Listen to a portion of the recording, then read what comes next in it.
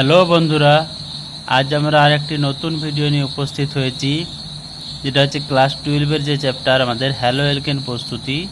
এই hello alkane যে প্রস্তুত করা হবে সেটা হচ্ছে মার্কোনিকভ রুল অনুযায়ী প্রস্তুত করা হবে।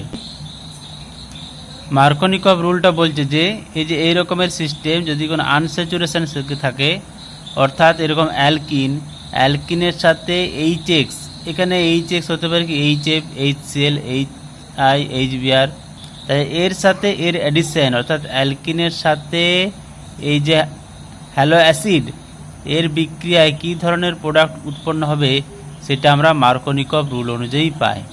এখানে কি হবে, এ দেখো এইচএক্স মানে আমরা কীভাবে লিখতে পারি এইচ প্লাস এক্স মাইনাস, তাহলে এখানে নেগেটিভ পার্টটা এক্স মাইনাস, এই নেগেটিভ পার্ট এই যে ডবল বন্ডের যে কার্বন আছে, এখানে ডবল বন্ডের কার্বন কটা দুটো কার্বন আছে, তাহলে এই এক্স মাইনাস এটা কোন কার্বনের সাথে যুক্ত হবে না সেই কার্বনের সাথে যুক্ত হবে যেখানে হাইড্রোজেন কম আছে। আরবার বলছি, এক্স মাইনাস কোন কার্বনের সাথে যুক্ত হবে না সেই ডবল বন্ডেড কার্বন, এখানে এই দুটো ডবল বন্ডেড কার্বন, এখান থেকে একটা হাইড্রোজেন, এখানে দুটো হাইড্রোজেন, তাহলে এই কার্বনের সাথে হাইড্রোজেন সংখ্যা কম, তাহলে এক্স মাইনাসটা এই কার্বনের সাথে যুক্ত হবে। এটাই হচ্ছে মার্কোনিকভ রুল। তাহলে প্রোডাক্ট আমরা কি পাবো, CH3 CH X CH2H, তাহলে নেগেটিভ পার্টটা এই কার্বনের সাথে যুক্ত হবে আর পজিটিভ পার্টটা এই কার্বনের সাথে যুক্ত হবে। এটাই হচ্ছে মার্কোনিকভ রুল। দেখো এই পদ্ধতির সাহায্যে আমরা কি পাচ্ছি, এখানে আমরা হ্যালো অ্যালকেন প্রস্তুত করতে পারছি। এটাকে আমরা আর কিভাবে লিখতে পারি, CH3 CHX CH3, তাহলে আমরা হ্যালো অ্যালকেন প্রস্তুত করতে পারছি এই বিক্রিয়ার সাহায্যে, এবং এটা হচ্ছে কি অনুযায়ী, মার্কোনিকভ রুল অনুযায়ী। তাহলে এই যে বিক্রিয়া হচ্ছে এই বিক্রিয়া আমাদেরকে মেকানিজম করতে হবে। তাহলে মেকানিজমটা কি, দেখো এই যে ডবল বন্ডেড কার্বন দুটো আছে, এই ডবল বন্ডে যে তৈরি হয়েছে কীভাবে তৈরি হয়েছে, হয় এটা প্লাস এই কার্বনটা মাইনাস, বা এই কার্বনটা মাইনাস এই কার্বনটা প্লাস। আমরা এটাকে যদি এই বন্ডটাকে ভেঙে দিই, তাহলে বন্ডটাকে যদি ভেঙে লিখি তাহলে কী হচ্ছে, CH3 CH2, এই ডবল বন্ড। তাহলে এই যে ডবল বন্ড এটাকে আমরা কি লিখতে পারি, এটা প্লাস এটা মাইনাস, বা কি লিখতে পারি CH3 CH2, এইটা মাইনাস এই কার্বনটা প্লাস। এবার দেখো প্রথমে কি হবে, প্রথম ধাপে কি হবে না, এই যে ডবল বন্ডটা মুভ করে কি হবে, H প্লাসকে অ্যাটাক করবে। তাহলে H প্লাসকে অ্যাটাক করবে কে, এখানে হয় এই নেগেটিভ কার্বনটা বা এই নেগেটিভ কার্বনটা H প্লাসকে অ্যাটাক করবে। যদি এই নেগেটিভ কার্বনটা H প্লাসকে অ্যাটাক করে তাহলে আমরা তখন কি পাবো, এর মাধ্যমে যদি হয় বিক্রিয়াটা, তখন আমরা কি পাচ্ছি CH3 CH, এটা প্লাস এটা CH2H। আর যদি এই নেগেটিভ চার্জের মাধ্যমে যদি অ্যাটাকটা হয় তখন আমরা কি পাবো, CH3 CH, এটা H CH2 প্লাস। এবার দেখো দুটো ইন্টারমিডিয়েট তৈরি হচ্ছে, এটা পাথ এ, এটাকে আমরা পাথ বি নাম দিতে পারি। এটা হচ্ছে পাথ এ আর এটা হচ্ছে পাথ বি, পাথ এ আর পাথ বি। তাহলে দেখো এখানে এই যে ইন্টারমিডিয়েট বা কার্বোক্যাটায়ন তৈরি হচ্ছে আর এখানে এই যে ইন্টারমিডিয়েট কার্বোক্যাটায়ন তৈরি হচ্ছে, এই দুটো কার্বোক্যাটায়নের মধ্যে কোনটা স্টেবল, এই 1 নাম্বার না 2 নাম্বার, কোন কার্বোক্যাটায়নটা stable.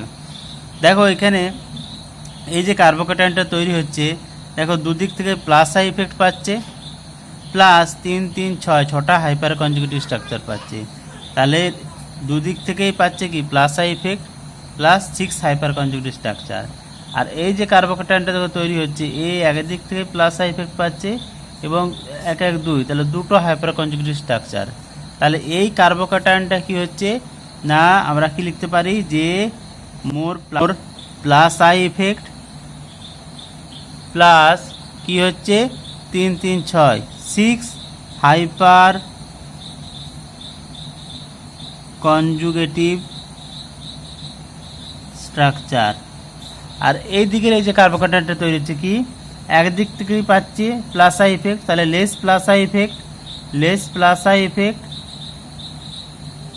Less plus I effect. আর কি না দুটো, মাত্র দুটো two hyper conjugative structure, two hyper conjugative structure.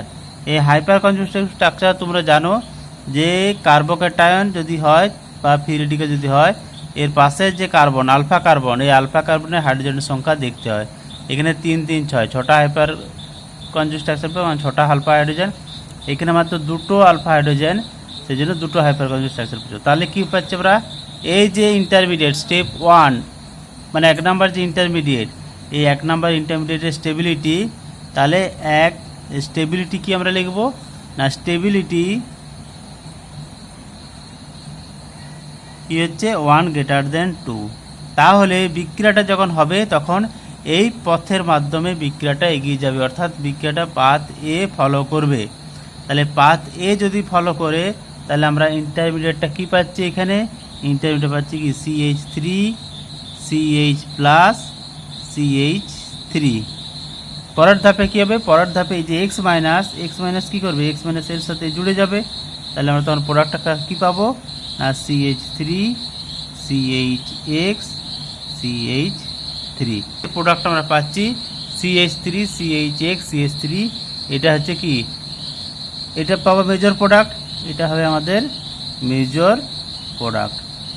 তাহলে আরেকবার বলছি, বিক্রিয়াটা যখন হবে হতে পারে কি এই দুটো পাথের মধ্যে হতে পারে, এখানে পাথ এ এখানে পাথ বি। পাথ এতে আমরা দেখতে পাচ্ছি যে কার্বোক্যাটায়নটা তৈরি হচ্ছে, সেটা প্লাস আই ইফেক্টও বেশি, হাইপার কনজুগেটিভ স্ট্রাকচারও বেশি, সেই জন্য বিক্রিয়াটি পাথ এ ফলো করবে। পাথ এ ফলো করলে আমরা এই ইন্টারমিডিয়েট পাবো এবং এটা পাবো মেজর প্রোডাক্ট। এটা হচ্ছে মার্কোনিকভ রুল। তাহলে আমরা এই মার্কোনিকভ রুলের সাহায্যে কী পাচ্ছি, আমরা হ্যালো অ্যালকেন প্রস্তুত করতে পাচ্ছি। এখানে আরেকটা কোশ্চেন আসে যে হ্যালো অ্যাসিডগুলোর সক্রিয়তার ক্রম, হ্যালো অ্যাসিডগুলোর সক্রিয়তার ক্রম কী হবে, HI greater than HBr greater than HCl greater than HF। আজকে এই পর্যন্তই, দেখা হচ্ছে পরবর্তী ভিডিওতে।